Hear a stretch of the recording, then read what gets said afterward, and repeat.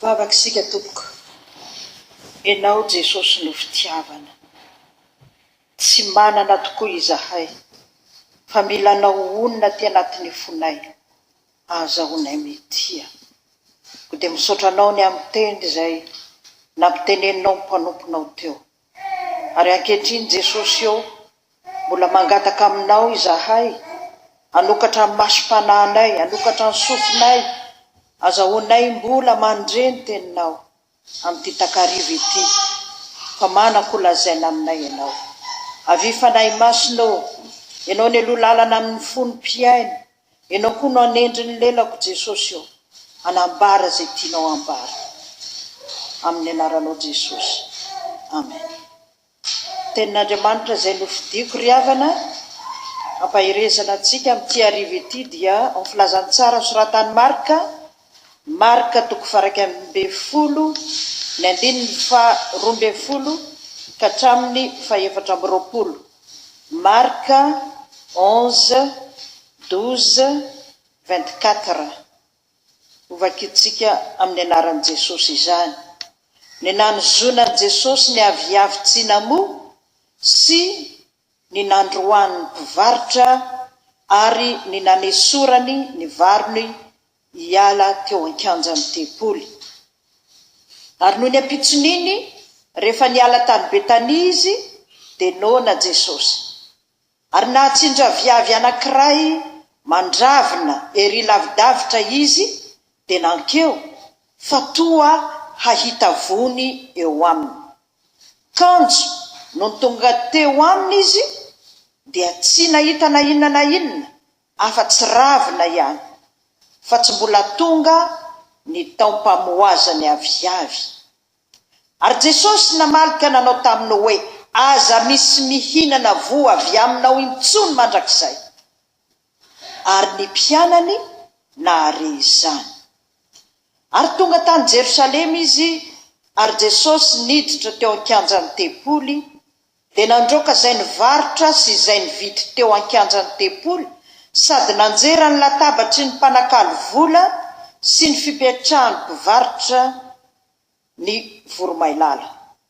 Ary tsy navela nisy olona hitondra fanaka handeha hamaky ny kianjan'ny tempoly. Dia nampianatra izy ka nanao taminy hoe, tsy voasoratra hoe va ny tranoko atao hoe trano fivavahana ho an'ny firenena rehetra, fa ianareo kosa efa nanao azy ho zohy fieren'ny jiolahy.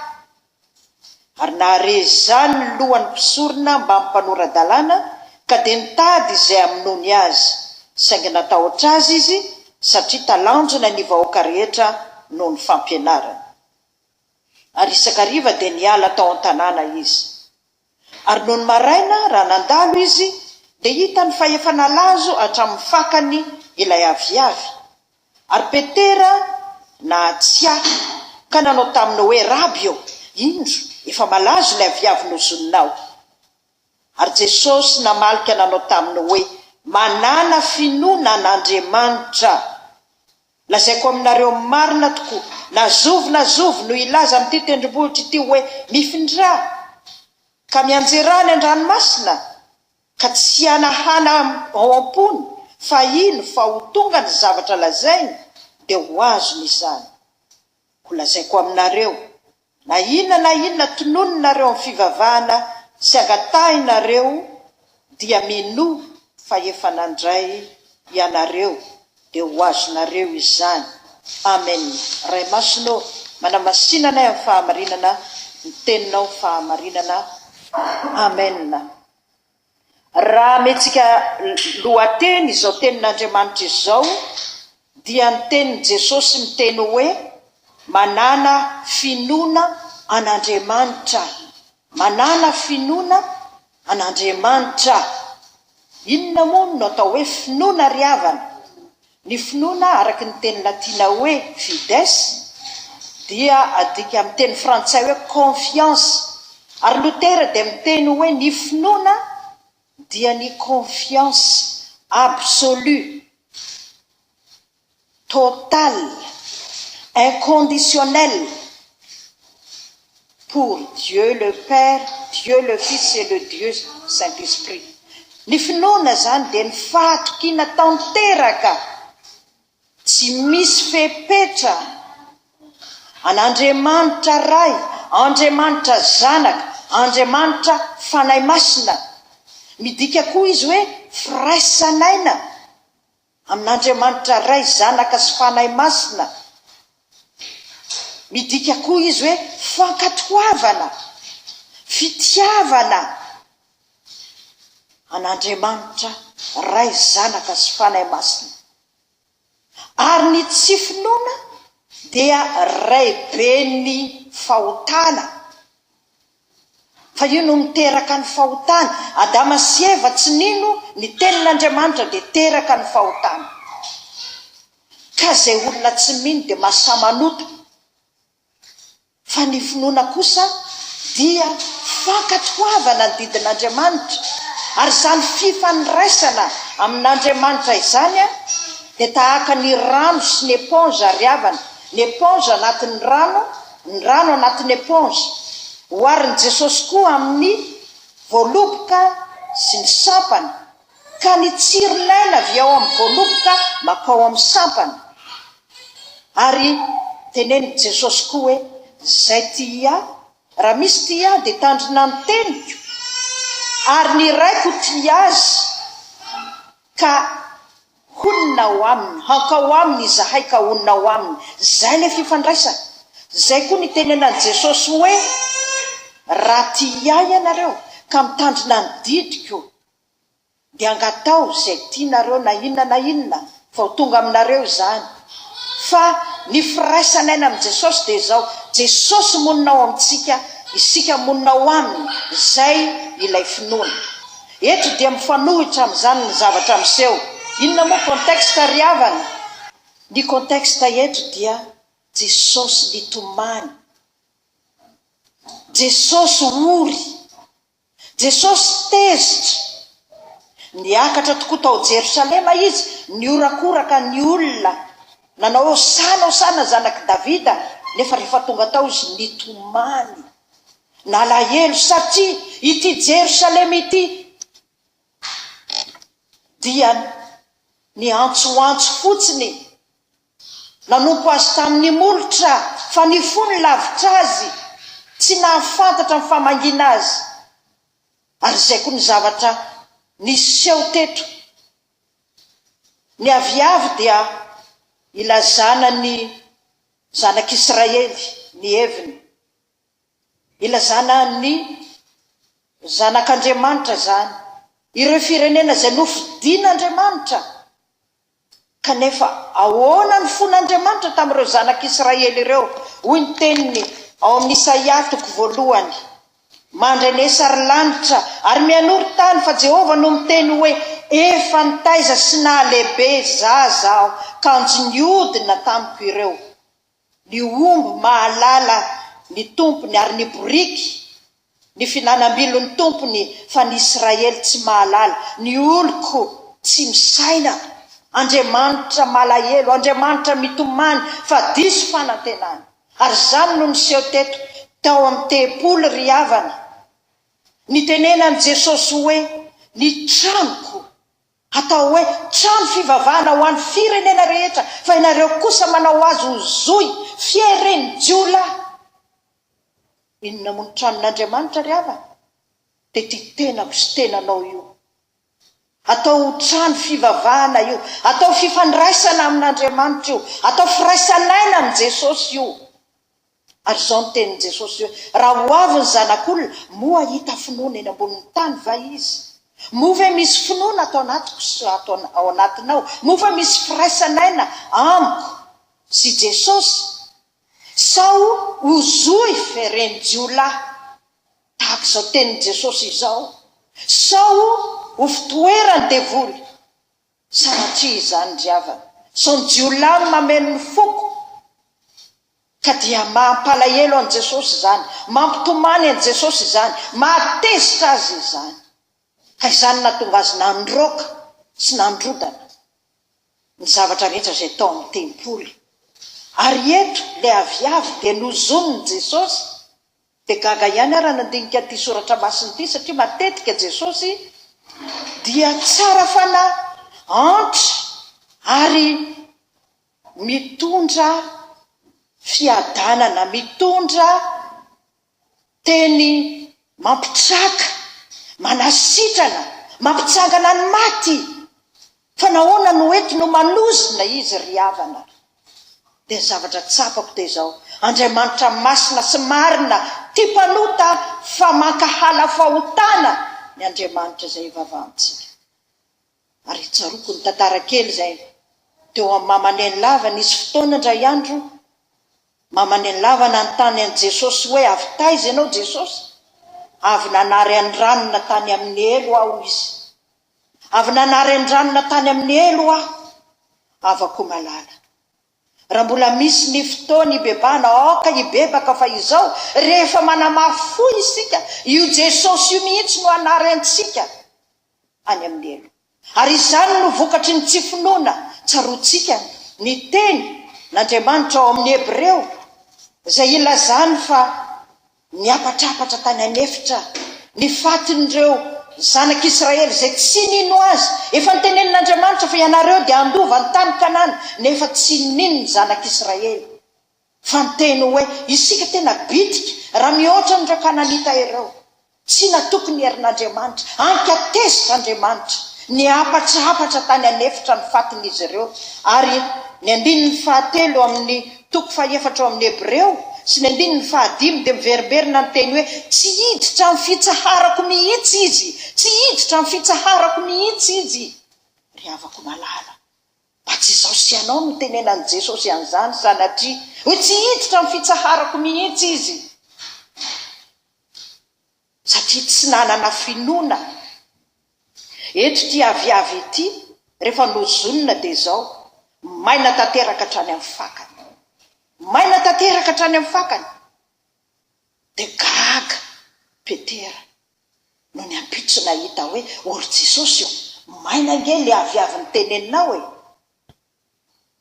Havako malala, raha tsy manana firaisana amin'ny Jesosy isika, raha tsy mino azy isika, maina tanteraka ny finoantsika. Mety mitory ihany na mety mivavaka ihany, fa maina izany.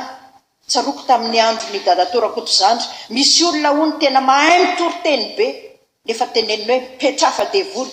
Misy olona mahay mivavaka be nefa teneniny hoe petrafa devoly. Ny devoly koa mantsy mba mahafantatra an'Andriamanitra, saingy ny tsy hainy dia ny firaisana aina amin'Andriamanitra, ny tsy hainy dia ny fankatoavana an'Andriamanitra, ny tsy hainy dia ny fitiavana an'Andriamanitra, tsy hainy izany. Ka io tenin'Andriamanitra io hainy io, kanefa izao maina hatrany amin'ny fakany. Tsy misy aina ny toriteny izay tsy isiany fanahy masina, tsy tarihan'ny fanahy masina, tsy misy finoana an' Jesosy dia maina tanteraka, tsy azahoana aina izany. Ary eto Jesosy dia miverina amin'ny lohateny izay natsangatsika isika nananatra amin'ny Petera izy. Marika moa araky ny fampianarana izay nataon'ny mpandinika dia i Petera no source nandraisany ny fitantarana ny ty filazany tsara ny soratany ty. Ka eto dia hitatsika Petera nanontany an' Jesosy fa ahoana nahatonga an'io aviavy io lasa maina. Dia ny navalan'i Jesosy azy dia zao: manana finoanan'Andriamanitra, satria ry havana ity aviavy ity raha ny tena marina dia tsy ho any aviavy loatra no nanozonan'i Jesosy azy, fa mba ho leçon de choses, ho fianarana ho an'ny reto mpianatra ireto.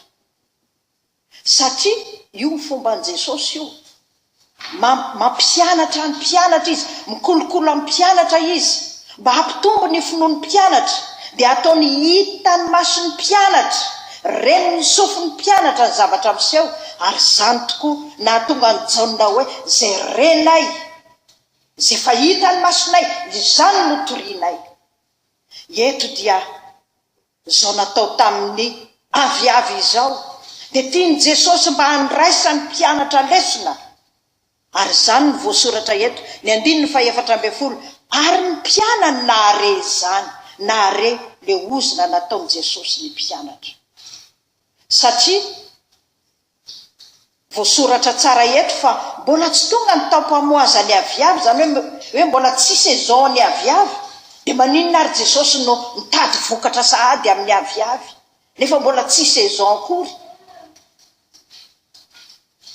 Ny tiany Jesosy ambara dia zao: tsy maintsy miambina, fa isika ry havana tsy afaka mametra hoe azalaina raha fahafatesana raha tsy efa vonona ny aonan'i Jesosy. Mety tampoka ny fahatongavana zany fahafatesana zany. Ka noho izany na ny fotoana na tsy amin'ny fotoana tokony amokatra inona moa ravina no hitan'i Jesosy eto. Fa zay tiany Jesosy ambara dia zao: hamokatra ny azo, hamokatra ny voan'ny fibebahana, hamokatra voan'ny fanahy masina. Araky ny tany sain'ny mpanompon'Andriamanitra teo, ny vokatry ny fanahy masina dia fitiavana, fahalemem-panahy, fanaovan-tsoa, finoana sy ny sisa sy ny sisa.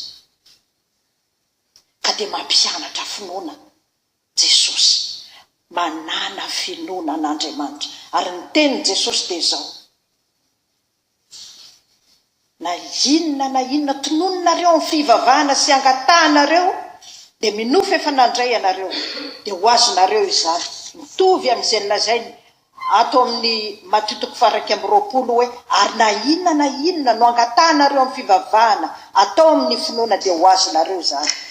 Inona ny tiany Jesosy ambara? Anao asa lehibe mihoatra noho ny nataony ary isika.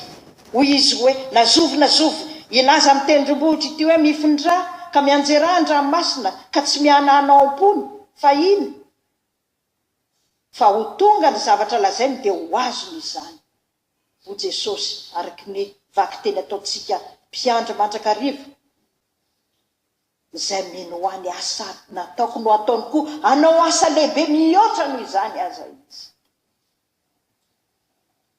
Menory havana, rehefa manana firaisana amin'Andriamanitra isika, manana firaisana amin'i Jesosy isika, dia zao tenin'i Jesosy raha teo zany: